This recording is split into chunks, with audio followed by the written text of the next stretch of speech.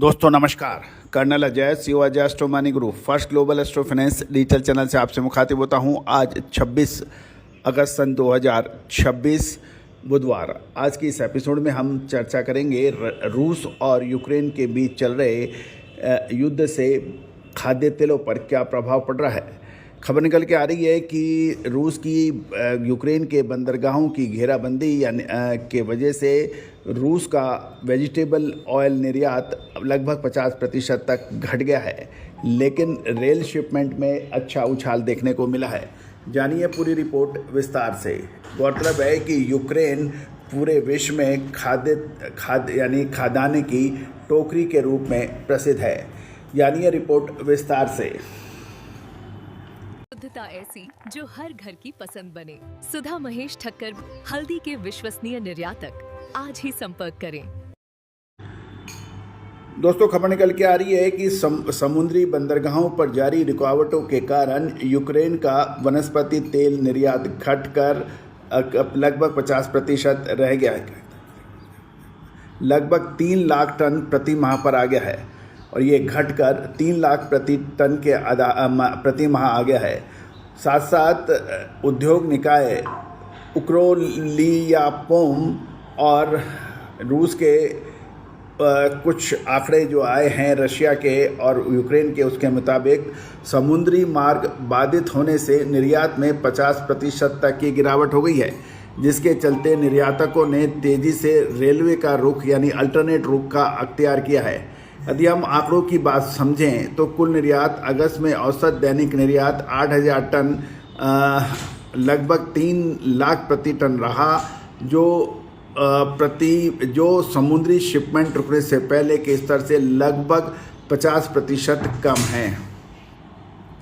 यदि हम product wise बात करें तो सनफ्लावर ऑयल यानी सूरजमुखी तेल 5,000 से 7,000 टन प्रतिदिन, रैपसीड यानी सरसों तेल 2,000 से 3,000 टन प्रतिदिन और सोया तेल 2 से 3,000 प्रतिदिन की बात की जा रही है।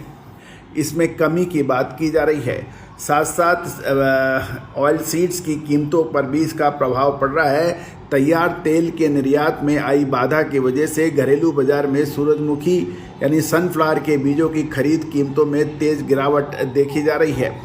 दोस्तों ऐसी परिस्थितियों में यूक्रेन ने वैकल्पिक मार्ग ढूंढा है, रेल मार्ग।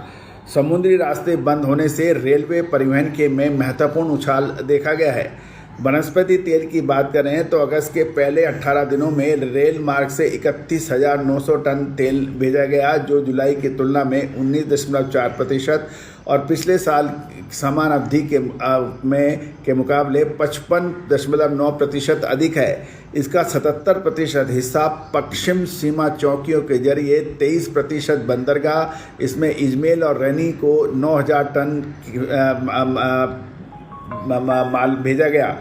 ऑयल केक और ऑयल मील पहले 18 दिनों में 1,04,000 टन का रेल से निर्यात हुआ है, जो जुलाई के मुकाबले 5.6% अधिक है, लेकिन पिछले साल से 13% कम बताया जा रहा है।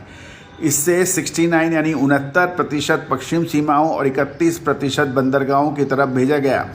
अब यूक्रेन की इंडस्ट्री और फ्यूचर आउटलुक की बात करें तो यूक्रेन का वार्षिक वनस्पति तेल उत्पादन 70 लाख यानी 7 मिलियन टन तक पहुंचने का अनुमान है, जबकि इसकी वार्षिक घरेलू खपत मात्र 3 लाख टन है और ये उद्योग पूरी तरह से विदेशी बाजारों पर ही आश्रित है। यानी 70 लाख के मुकाबले 3 लाख टन की ही खपत है, बाकी 63 लाख टन ये एक्सपोर्ट करता है। मसाले, खुशबू और प्योर झांझ, टेस्ट से भर दे हर जुबां पे स्वाद।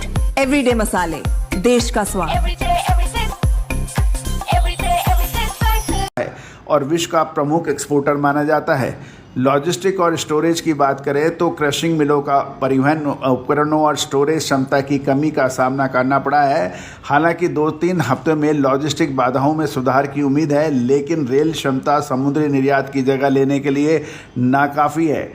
जहाँ इसका असर ग्लोबल मार्केट की बात करें तो यूक्रेन से सप्लाई सीमित होने से अंतर्राष्ट्रीय बाजारों में सूरजमुखी तेल की कीमतों को सहारा मिल रहा है और सप्लायर का मानना है कृषि इकाइयों के संचालन को पूरी तरह से बहाल करने के लिए समुद्री रास्तों को सामान्य होना अनिवार्य है।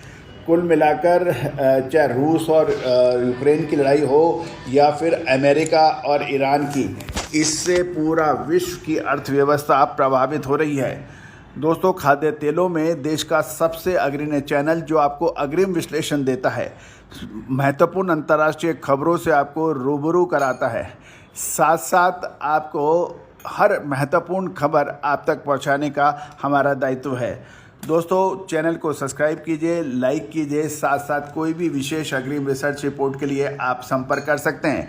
गौरतलब है कि हमने लगभग 3 दिन पहले आपको अपडेट दिया था कि कच्चा तेल जब आकाश छू रहा था उस वक्त हमने आपको कहा था कि कच्चे तेल के अंदर गिरावट की संभावना बन रही है। हमारे SEBI registered research analyst mister Tushar Jain ने कच्चे तेल पे गिरावट का जो अग्रिम अनुमान दिया था वो अक्षर सत्य साबित हुआ और जो कच्चा तेल 8,200 से 8,300 रुपये प्रति बैरल MCX पे चल रहा था, वो उसमें लगभग 500-600 रुपये की बड़ी एक तरफा गिरावट देखी गई है। इसके अतिरिक्त कल आपको याद होगा कि आप निफ्टी के ऊपर एक विश्लेषण दिया था जब निफ्टी गिरावट में थी, जब SEBI registered research analyst mister Tushar Jain ने इसका रिवर्सल यानी तेजी की बात कही थी, अक्षर सत्य साबित हुई। दोस्तों, लगातार अपडेट विश्लेषण के लिए चैनल को सब्सक्राइब कीजिए और किसी भी अग्रिम विशेष रिसर्च रिपोर्ट के लिए संपर्क करें। आप हमारा डिस्क्लेमर्स भी बहुत ध्यान से देख लें और समझ लें। All the very best, good luck.